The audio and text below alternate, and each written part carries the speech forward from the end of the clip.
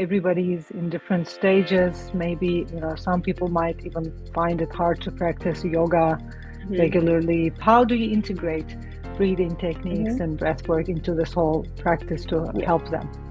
Your breath can take you from your sympathetic nervous system into your parasympathetic system very quickly, very easily. When we're younger, we play and we lose that as we get older. And how do you use breath work and breathing with that? Because I see in my experience that breathing is much more easier for anyone. Anybody can do it. Anybody can do it anywhere. And it's much more effective. It's much more powerful. It's much more fast than any other method. And I agree, like everybody is in different stages. Maybe, some people might even find it hard to practice yoga regularly, Pilates regularly, or maybe that might not be their choice. But breathing and breath work, everybody can do it. Exactly. Not depending on their age or their physical state, because they're already breathing. So how do you integrate breathing techniques and breath work into this whole practice to help them? Well, it's of course for many different reasons. So it's actually like sort of quite a big basis of the stress management side of it, because obviously your breath can take you from your sympathetic nervous system into your parasympathetic system very quickly, very easily. I personally, I love different breathing exercises.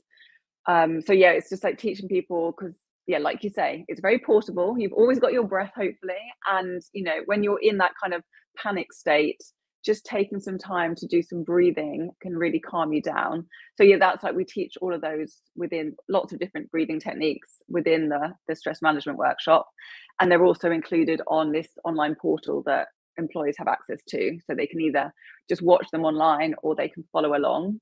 But like for me, I think it was called, name forgets me. I love box breathing at the moment. I've got an ice bath that I got for myself for Christmas, and it's the only thing. As soon as I get in the ice bath, I'm just like, right, in for 4, hold for 4, exhale for 4, hold for 4, and that really I think that was when I really realized how good it was, because I was in a very stressed state because I was in the ice bath. So I love that. I also love the Brahmari, the humming bee exercise, because even though I knew how scientifically I know how good meditation is for you, like mindfulness, I knew it, but for some reason I found it so hard to get started. And I think it's because I was trying to do too much. And I always say to people, if you're trying to start a new habit, it comes from, the book Atomic Habits. Start small, so really small. So I went from trying to do sort of 10 minutes meditation to doing 5, and that just changed it completely for me. But the Brahmari breath helped again, because it really helps to calm down your mind. Like when I teach yoga, I try and do that, like some pranayama at the beginning, just because it's instantly, coming into the moment, and it's so good for focusing the mind. That's kind of where we do it. But I mean, ideally, I'd like everyone to try and do breath work every day. I have two things. I think for the 21st century people, because we were, and of course the Westerners, because we grew up with training our minds around performance, because from 5 years old and on, you have goals and clear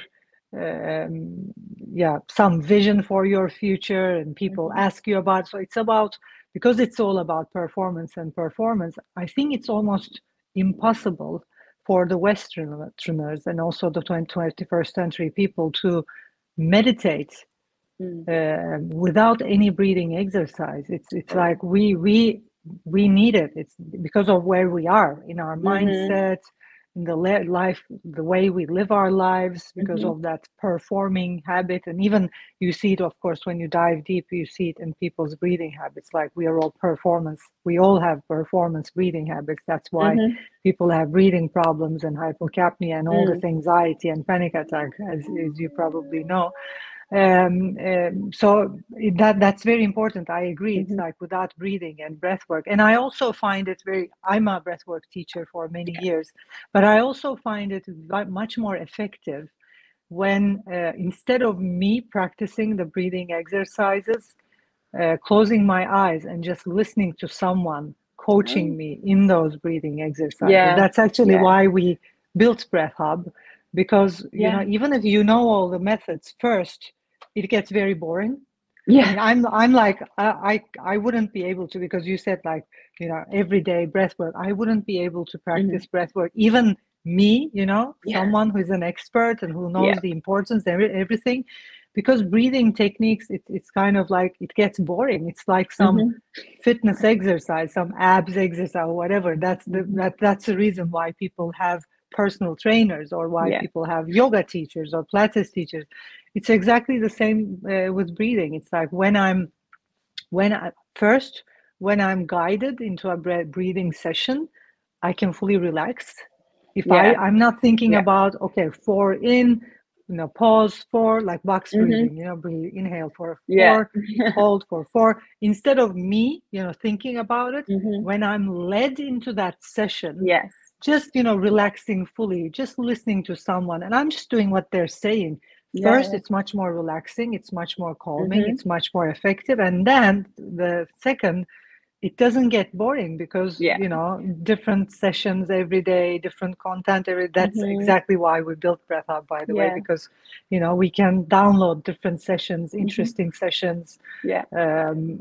aligned with what's happening around the world as well, because we know what's happening. So it's kind of like when you bring, I think, great content with expertise, when you bring them together and, you know, give people interesting stuff. That's why Yeah. people join yoga classes, right? Yes. For that experience that day. Yes. Yeah.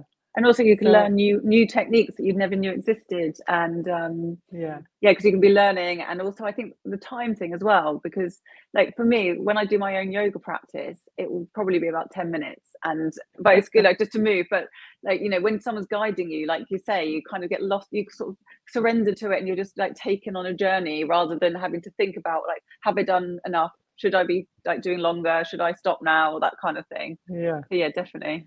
Yeah, it's a very, I think, human thing. It's like when we need, like, we have this need to lead in some areas of our lives, and we also have this need to be led.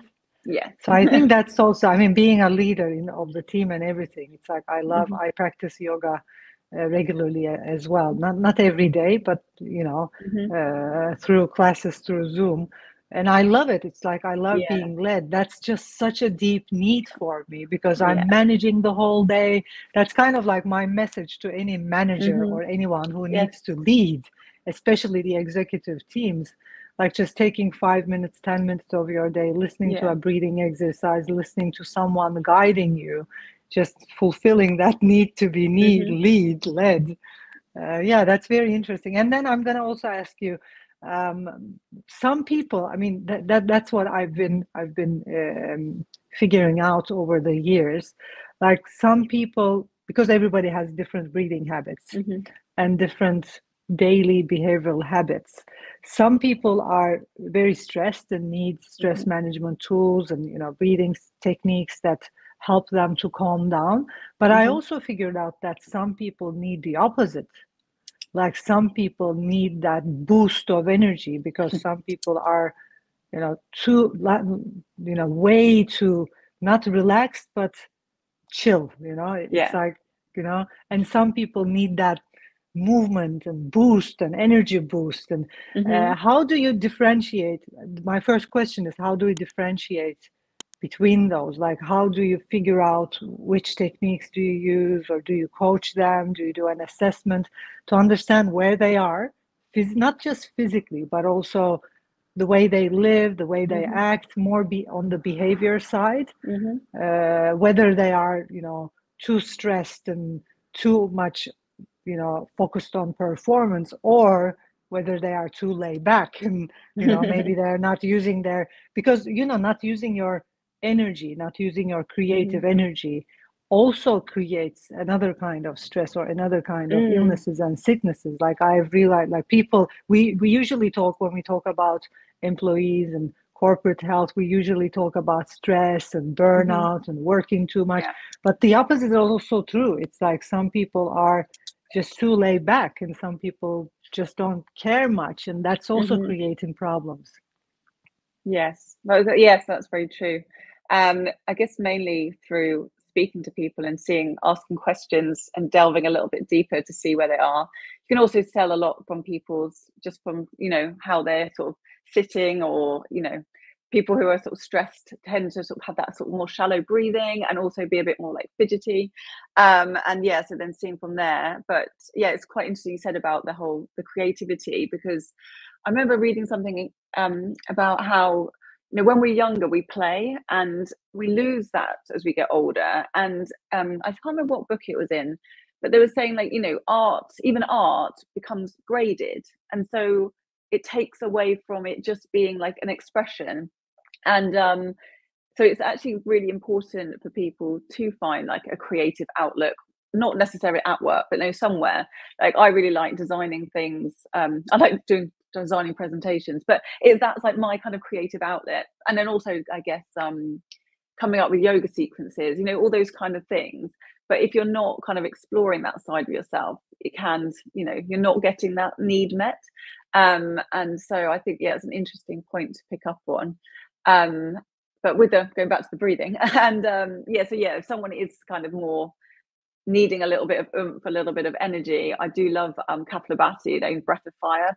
I like, sometimes I was doing that one quite a lot in the winter, because obviously it warms you up quite a lot. Because when I was coming to teaching yoga, and I'll be like, oh, everyone's sort of energy levels are a bit low, so a bit of Breath of Fire. And I've also been doing Wim Hof for quite a few years now. I really like that.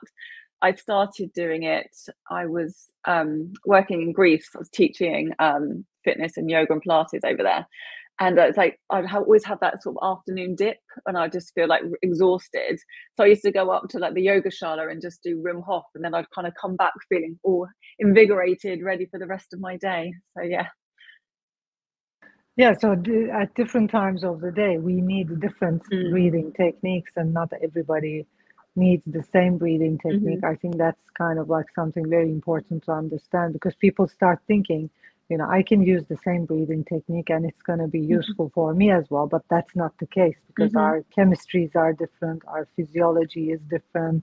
So like you said, maybe, using Kapalabhati at certain times of the day when you were Not low, before bed. or